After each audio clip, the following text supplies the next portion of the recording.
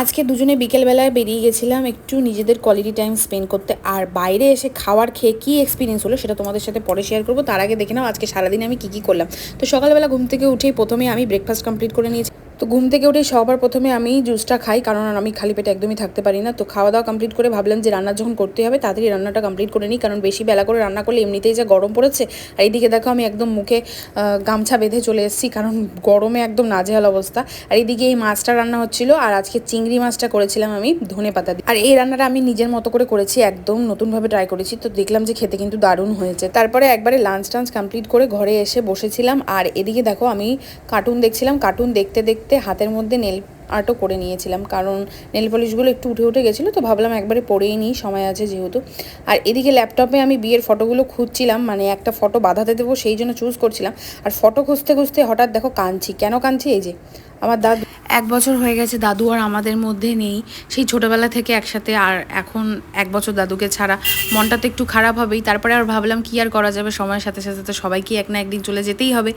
যাই হোক, তারপর সন্ধ্যাবেলা রেডি হয়ে নিচ্ছিলাম, কারণ দুজনে মিলে একটু বেরোবো বাইরে। আর আমি রেডি হওয়ার সময় সিম্বা আমাকে এত অত্যাচার করে, তো ওই জন্য ওকে ট্রিট দিয়ে বসিয়ে দিয়েছিলাম। আমাকে না রেডি হতে দেখলেও ভাবে কি যে আমি হয়তো আবার কোথাও ঘুরতে যাচ্ছি, আবার 4-5 দিন থাকবো না, এটাই একটা ওর মনে ভয়।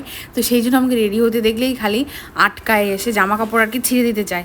মাঝে মাঝে খেলতে খেলতে এই যে দেখো আমার হাতে ডান সাইডে হাতের মধ্যে দাগটা, এটা কিন্তু ওই করেছে। ও ইচ্ছা করে করেনি, কিন্তু ও আমাকে আদর করতে গিয়ে ওর নখ দিয়ে কেটে গেছিলো। তোমাদের সাথে গল্প করতে করতে দেখো এই যে রেডিও হয়ে গেলাম। রেডি হয়ে এবার বেরোতে যাবো। আর এদিকে দেখছি সিম্বার যেই নখটায় লেগেছিল আগে বলেছিলাম না, সেই নখটা থেকে আবার এই যে একটু মনে হয় গুঁতো লেগেছে। ও হাঁটাচলা করতে গিয়ে ব্যাস রক্ত বেরোচ্ছে, মানে এখনও পুরোপুরি শুকোয়নি। আর ও এত চঞ্চল, মানে না ওষুধ লাগাতে দেয় আর না শান্তভাবে কোথাও বসে থাকে। যাই হোক, ওর পায়ে একটু মলম লাগিয়ে ব্যান্ডেজ করে দিয়ে আমরা বেরোলাম বাইরে। কিন্তু মনটা তো একটু খারাপ লাগছিল বেরোনোর আগে, বাচ্চাটার এরকম হলো। তারপর দুজনে মিলে গল্প করতে করতে চলে এসেছিলাম এই দোকানটায়। আমাদের বিয়ের ফটো যেটা চুজ করলাম, তখন দেখালাম ওটা এখানে বাঁধাতে দেবো।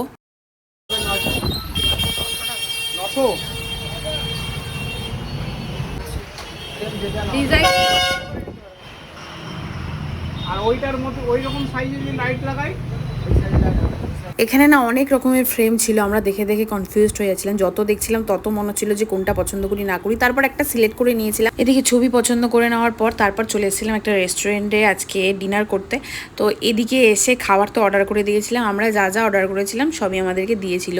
কিন্তু এখানে একটা প্রবলেম হয়ে গেছিলো, যে খাবারগুলো দিয়েছিল খেতে কিন্তু প্রথমে ভালোই লাগছিল, তারপর হঠাৎ করে একটা টেস্ট পেলাম যে মাটনটা যেটা অর্ডার করেছিলাম সেটা খেয়ে দেখছি যে একটু টক টক। গ্রেভিটা খেয়ে তো প্রথমে বুঝতে পারিনি আমরা, তারপর মাটনটা খাওয়ার পর বুঝতে পারলাম যে টক ফ্লেভারটা আসছে। তো ওনাদেরকে বলাতে ওনারা বললো যে এর মধ্যে টমেটো দেওয়া হয়েছে। তারপর ওনারা জোর করে বলছিল যে এটা টমেটোরই ফ্লেভার, বাট তারপরে যখন আমরা বললাম তো তখন তারা স্বীকার করলো যে না, মাটনটা হয়তো বাসি ছিল। এই জন্য একটু গরমের দিনে আর কি নিজেরা টেস্ট করে অবশ্যই সার্ভ করা উচিত কাস্টমারদেরকে খাওয়ার। যাই হোক, তারপর আমরা তো ঠিকঠাক খেতেও পারলাম না। এদিকে বাইরে এসে একটা আইসক্রিম নিয়ে নিয়েছিলাম। আর তারপর যাওয়ার পথে সিম্বার জন্য ওষুধ নিচ্ছিলাম। ওর পাটায় যেহেতু ব্যথা লেগেছিলো, এখানে ডক্টর বললো যে অ্যান্টিবায়োটিক নিতে, তো ওটাই নিয়েছিলাম। আর এখানে একটা শ্যাম্পু নিয়ে নিয়েছিলাম, ওর শ্যাম্পুটা যেহেতু শেষ হয়ে গেছিলো। আর বাড়ি এসে দিকে দেখো ওর কাণ্ড।